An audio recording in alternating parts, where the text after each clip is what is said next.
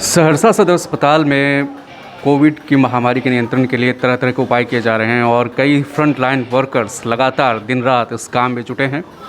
क्या कुछ व्यवस्था है यहाँ पे और किस किस तकनीक का सहारा लिया जा रहा है, ये हम जानने की कोशिश करेंगे और समझने की कोशिश करेंगे कि मरीज़ों को कितनी सुविधाएं होती है या उन्हें मशक्क़त करनी पड़ती है। हमारे साथ में डॉक्टर कमर साले हैं जो इन नई तकनीक के बारे में और कोविड कंट्रोल के बारे में जानकारी देंगे। कमर, क्या कुछ हो रहा है यहाँ? जितने भी रोगी कोविड से ग्रसित आते हैं उनके लिए तरह तरह की सुविधा है। एक तो सबसे पहले एंटीजन टेस्ट है, जिसमें स्वाब नाक के थ्रू नोजल स्वाब लेकर करके उसका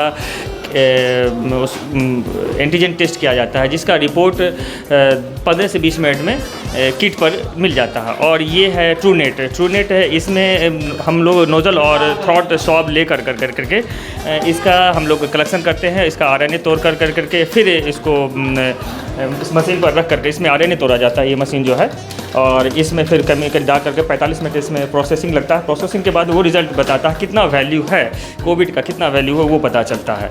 ये जो कर्मचारी लोग हैं, ये लैब टेक्नीशियन सब हैं, ये 24 घंटा किसी भी समय 0 आवर में भी कोई पेशेंट आता है तो उसका ये टेस्ट करके रिपोर्ट देते हैं।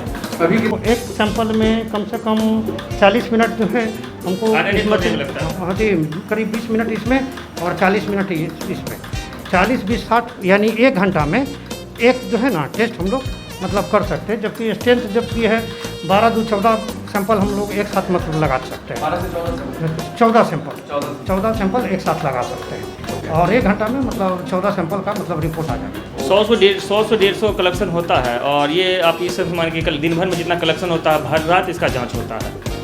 ये एंटीजन करते हैं नीचे जी। एंटीजन में लगभग 150 पर डे टेस्ट होता है अभी भी। हाँ, जिसमें कि 4, 5, 8, 10 पॉजिटिव अभी भी निकल रहा है।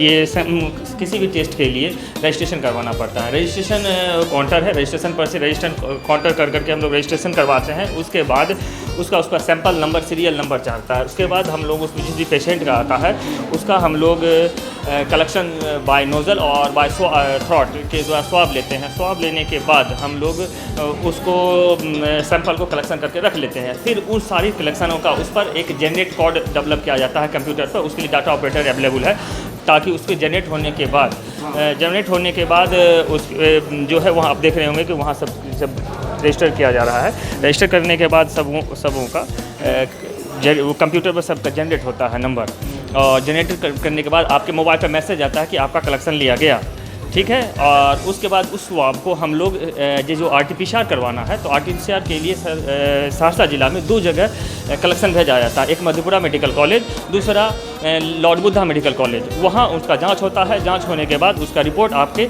मोबाइल पर अपलोड कर दिया जाता है और साइट पर अपलोड किया जाता है। वो मैसेज के थ्रू आता है। एंटीजन आपको हैंड टू हैंड मिल जाता है।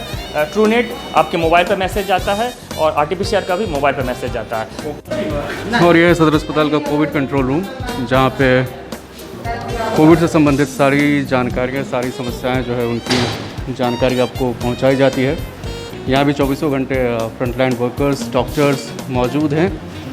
और सुविधाएं क्या हैं यहाँ पे और कंट्रोल रूम किस तरह कंट्रोल होता है और कोरोना कंट्रोल में इनकी कितनी अहम भूमिका है, ये समझते हैं। कमर, संक्षेप में बताएं कोविड कंट्रोल रूम आखिर आप कैसे कंट्रोल करते हैं और क्या कुछ हो रहा है यहाँ?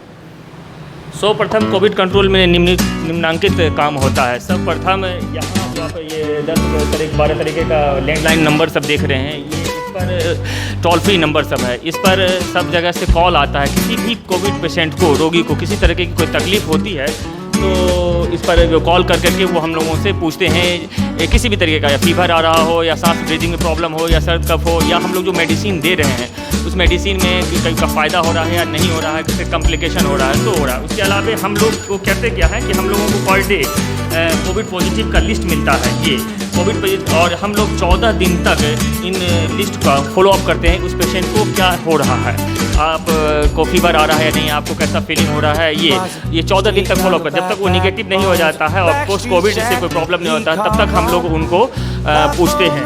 और उस टेबल पर जो भी पेशेंट आता है, तो हमने पहले भी बताया था, वहाँ पहले उस पेशेंट का नाम, पता, उम्र, मोबाइल नंबर, रजिस्ट्रेशन एड्रेस करके रजिस्ट्रेशन करवाया जाता है। और ये रजिस्ट्रेशन ले जाकर के एंटीजन टेस्ट, ट्रूनेट टेस्ट और सब जगह ये जाता है, ताकि पेशेंट का वेरिफिकेशन हो सके कि यहाँ वो आया था और जांच करवाया था।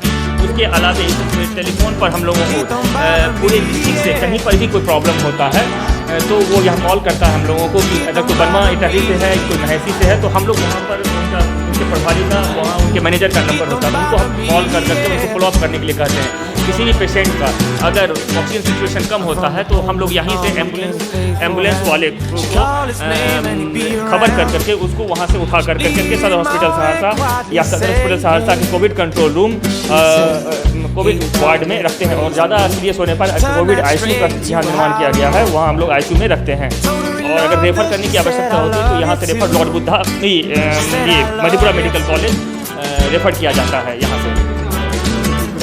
अभी तो पॉजिटिव का रेशियो बहुत कम हो गया है, दिन भर में 5 से 7 ही पॉजिटिव आ रहा है, एक समय बहुत ज़्यादा आता था। उसके अलावा कहीं कोई पेशेंट अगर डेथ कर जाता है तो हम लोग यहीं से एम्बुलेंस की व्यवस्था करके उसको वहाँ से डिसलोकेट करते हैं और शमशान तक या कब्रिस्तान तक पहुँचाने का कार्य करते हैं। और नगर पालिका से, जिला प्रशासन से हम लोग सहयोग ले करके उनके दाह संस्कार का जो प्रधानमंत्री और मुख्यमंत्री का घोषणा है उसके हिसाब से उन लोगों को हम लोग उसका दाह संस्कार का व्यवस्था करके फ्री में करवाते हैं। डॉक्टर डिटेल नहीं, सब नॉर्मल है, अभी कोई प्रेशर में नहीं है। अभी जो है कोरोना का पेशेंट नॉर्मल है, बहुत कम ही पॉजिटिव होते जा रहे हैं और इस तरह से अभी कोरोना का पेशेंट जो है निगेटिव नहीं, डर नहीं है अभी। हाँ, अभी वो डर खत्म। हाँ, कोरोना अब एक समझ रहे हैं कि इलाज कोरोना का इलाज हो जाता है और मैक्सिमम पेशेंट जो है ठीक हो जाता है। के बावजूद ज़रूरी यह है कि आप कोविड प्रोटोकॉल का पालन करें, तभी आप कोरोना से दूर रह सकते हैं। तो स्वस्थ रहिए, सेहतमंद रहिए, अपने आप को फिट रखिए। धन्यवाद बहुत बहुत।